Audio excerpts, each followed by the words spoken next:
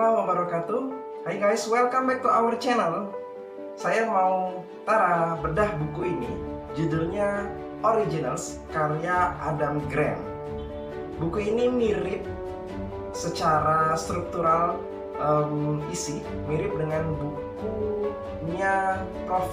Renal Kasali, judulnya Self Driving. Mirip juga dengan bukunya Kang Arif Rahman, judulnya Creator.ink, tentang orang-orang yang kreatif.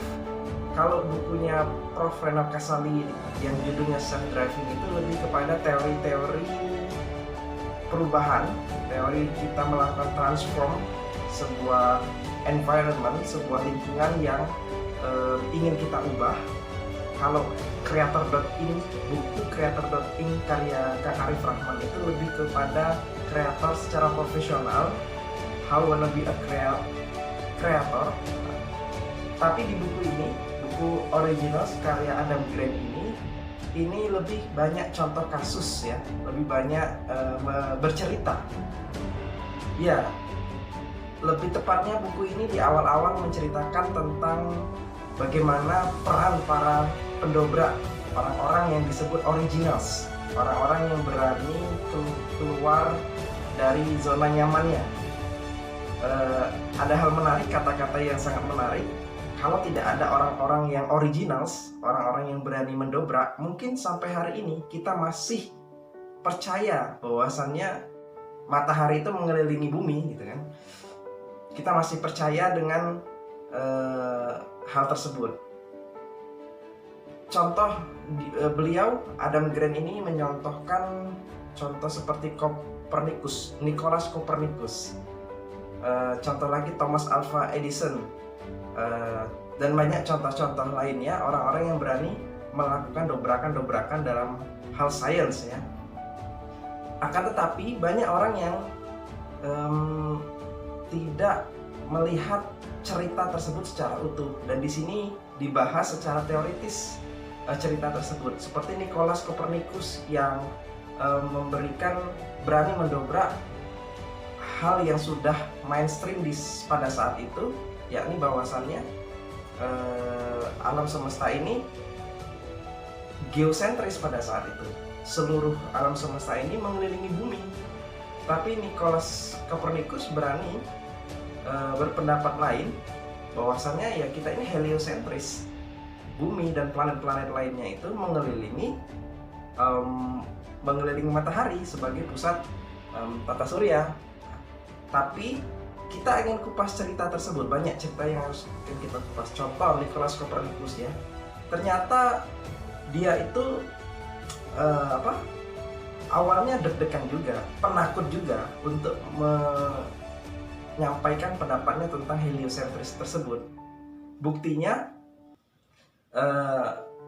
pertama kali yang mempublikasikan hasil esainya itu, hasil hipotesanya itu bukan sang Nicholas Copernicus tersebut, tetapi orang lain yang mempublikasikannya semacam nggak sengaja gitu kan, karena dia takut kalau ketahuan banyak orang dia akan dikucilkan. Ternyata orang-orang pendobrak ini sama kayak kita, manusia biasa, pernah takut, khawatir dikucilkan, takut diejek dan segala macamnya. Di buku ini ingin menyampaikan kepada kita bahwasannya kita bisa loh jadi orang-orang yang kreatif, karena ya sama-sama manusia. Kita akan menghadapi masa-masa kita dikucilkan, kita diejek hasil karya kita dan lain sebagainya. Begitu juga Thomas Alva Edison. Orang tahunya Thomas Alva Edison itu sebagai penemu lampu, padahal banyak temuan-temuan lain yang ditemukan oleh Thomas Alva Edison. Dia menemukan magnet, menemukan benda-benda lainnya seperti peniti atau apalagi itu ya. Banyak pokoknya yang ditemukan oleh Thomas Alva Edison.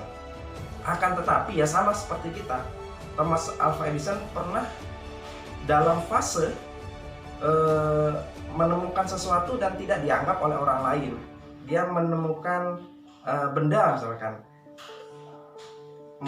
itu dihina dan diejek, diremehkan oleh orang lain. Dia pernah dikucilkan, dianggap gila, dan lain-lainnya. Ya, buku ini sebenarnya menceritakan contoh-contoh baik di zaman dulu atau di masa sekarang, contoh-contoh di perusahaan-perusahaan multinasional dan lain-lainnya, bahwasanya para pendobrak itu manusia biasa. Banyak pahlawan-pahlawan di sini mencontohkan Mahatma Gandhi, Thomas Jefferson dan lain-lainnya. Mereka manusia biasa, mengalami penolakan, dikucilkan keluarga, mereka ada trauma secara sosial dan lain-lainnya, memberikan pencerahan kepada kita bahwasannya itulah jalan yang harus dilewati oleh orang-orang yang punya daya kreativitas. Mereka harus menempuh jalan yang tidak mudah tersebut supaya hasilnya itu, hasil kreasi mereka itu originals.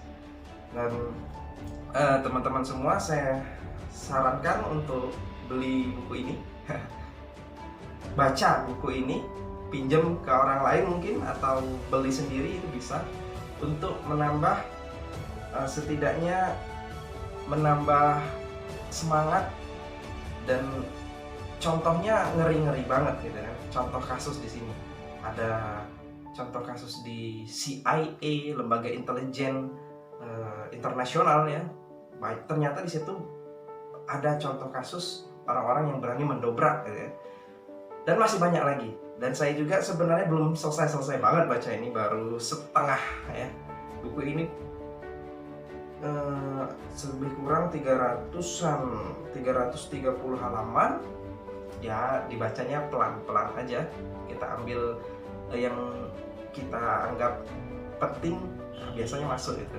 Nah, itu aja teman-teman. Selamat membaca, selamat mencari inspirasi dari buku Originals karya Adam Grant. Wow, New York Times bestseller. Itu aja. Assalamualaikum warahmatullahi wabarakatuh.